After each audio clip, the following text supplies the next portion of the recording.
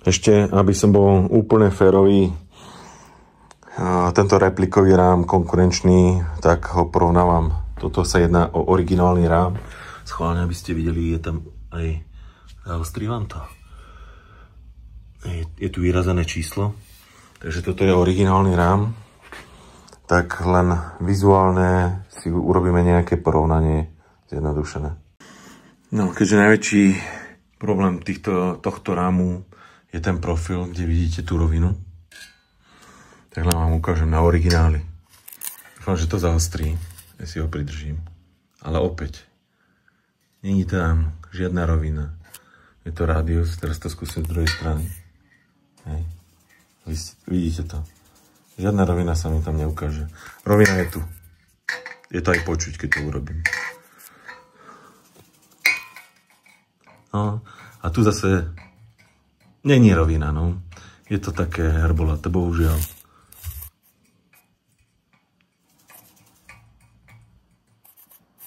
Pre ukážku. Není tam rovina. Dobre, a ešte ten spodný profil. Zase krásny. Hop, oprem si. Troška to prizumujem, aby ste na to videli lepšie. Hej. Proste, tuto je ten rádius. Druhú stranu. Zase, pekný rádius, vidíte ten, kde to ako robí. Ešte tu na to proste bohužiaľ není. Rovina. To len pre porovnanie, to som chcel ešte urobiť. Že to neporovnávam len so svojím rámom, ktorý vyrábam ja, ale porovnávam to aj s originálnym rámom. Hej. Toto sa jedná o originálny rám na Java 500 HC.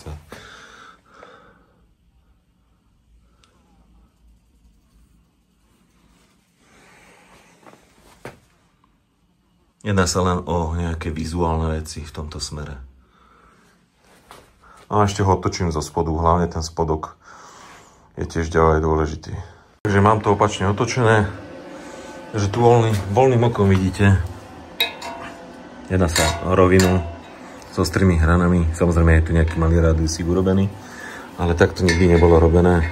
Opäť rádius, aj tam ďalej, hej. Len tam vám to nemám ako ukázať, takže to len pre porovnanie. Ten spodok a ešte napríklad toto. Sú to len kozmetické veci, ktoré v podstate na funkčnosť nemajú nejaký vplyv, hej. Čiže zákazník aj o tom vie, že sú tu niektoré veci zosilené, čo môže byť a nemusí byť dobré.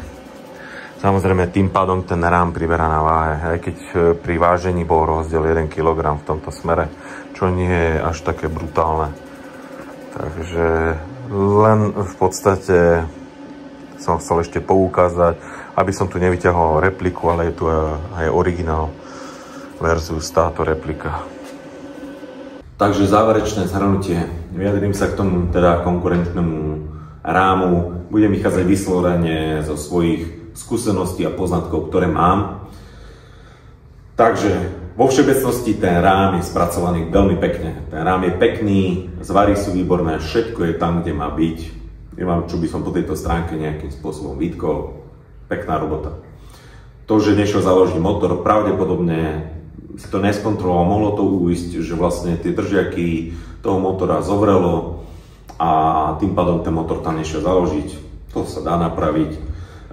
Jeden problém bol v krku, ktorý vlastne čáp, ktorý sa nasúva pri rovnaní takéhoto rámu a zároveň sa používa aj pre kontrolu, či je rám krivý alebo nie. Nešiel nám ľahko donútra a nešiel ani ľahko von, to znamená, že tam nebola súosovosť tých dier. Nebolo to niečo brutálne, ale bolo potrebné použiť silu na nabitie, aby sa to dalo dať donútra a von. Samozrejme, ani jeden rám, ani nami vyrobený, ani fabricky vyrobený, ani akýkoľvek rám po zváraní, či je to v prípravku alebo čokoľvek, jednoduché tie pnutia rám pohnú. Takže nikdy nemôže byť ten rám rovný, čiže aj tento rám bol uhnutý, nie moc, ale bol. Hej. Ale to je osud všetkých rámov, ktorí nie sú rovnaní. Čo sa týka nejakého toho vizuálu, porovnával som to vlastne s našim rámom, s originálnym rámom, ktorý som mal. Videli ste tie rozdiely, ktoré sú tam, takže tie rozdiely konštrukčné sú tam. Čiže tento rám je malinko modifikovaný, kvázi podľa toho robí. Není to úplne 100% kópia, ale je funkčný ten rám, to nie je, že by nebol funkčný. Čo vidím ako najzásadnejší problém tohto rámu sú len jeho profily. A to je horný, predný a zadný profil. Tie profily sú vyrábané prostredníctvom preťahovacieho trnu. Čiže bol zobraný nejaký najbližší profil, ktorý je v súčasnosti s nejakou hrúbkou steny a bol prostredníctvom preťahovacieho trnu tvarovaný do toho tvaru, aký by mal byť. To je problém. Technológia preťahovacím trnom nie je moc presná. A nikdy nedosiahnete ten tvar, ktorý by tam mal byť. On bude len približne sa podobať, ale nikdy nebude taký istý. A na tých fotografiách aj v tom videu ste to videli. Jednoducho, tam nemá byť ten rádius krásny, tak je nejaké vtiahnutie materiálu na jednej strane. Druhá vec je, že to není po celej dĺžke obvodu, niekde to je viacej, niekde to je menej. Na druhej strane je to výrazne viacej, hej, to vtiahnutie, čiže na jednej strane bol rádius s malinkým zvlnením, na druhej strane to bola rovina, dobre, že nie, a bolo tam to vtiahnutie donútra. A v horných častiach a dolných častiach by mali byť väčšie rádiusy a sú tam dosť ostré tie rádiusy. Čo treba povedať, že ten profil, keď preťahujete cez ten preťahovací trn, tak v tom profile sa vytvoria pnutia, ktoré si netrúfam povedať, aké sú. To má zásadný vplyv na mechanické vlastnosti toho profilu. Druhá vec je, že keď niečo preťahujete cez preťahovací trn, tak ten šírka toho profilu po celom tom svojom obvode není rovnaká. Bude rozdielna.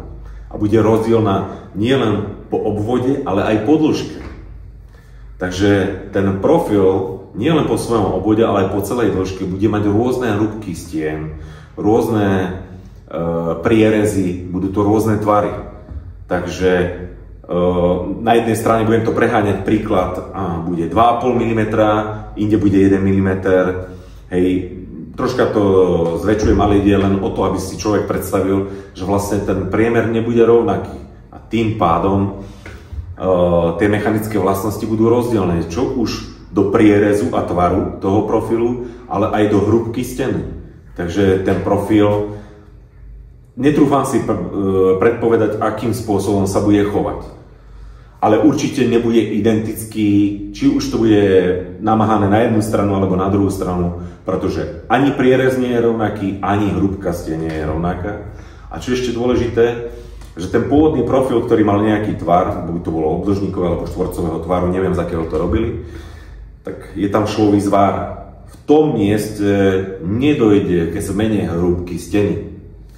Čiže okolo toho zvaru môže dojsť k zúženiu.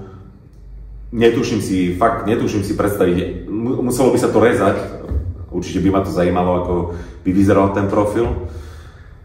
Ale toto je taký najzávažnejší problém toho rámu. Samozrejme, má to vplyv aj na, čo sa týka vizuálnu stránku toho, pretože vy keď to nastriekate do farby, tak tie krivky sa tam zvýraznia.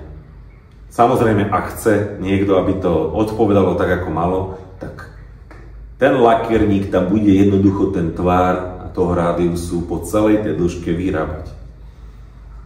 Takže, a pritom tie rámy, keď sa poskladali, urobili, zvary sa neodstraňovali, proste ten rám sa tak nastriekal a to bolo všetko. Nejakým spôsobom sa to nemuselo hitovať, tmeli, jednoducho sa tam priznávali tieto nedokonalosti, dokonca na tých starých rámoch originálnych množstvo tých guličiek, kade tade sa nachádza, keď si pozriete akúkoľvek javu alebo čokoľvek, hej, akýkoľvek rám, tak je to tam vidieť, jednoducho sa to neriešilo, hej, že sú tam niekde nejaké guličky a podobne.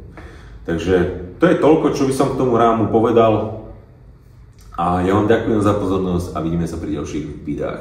Majte sa.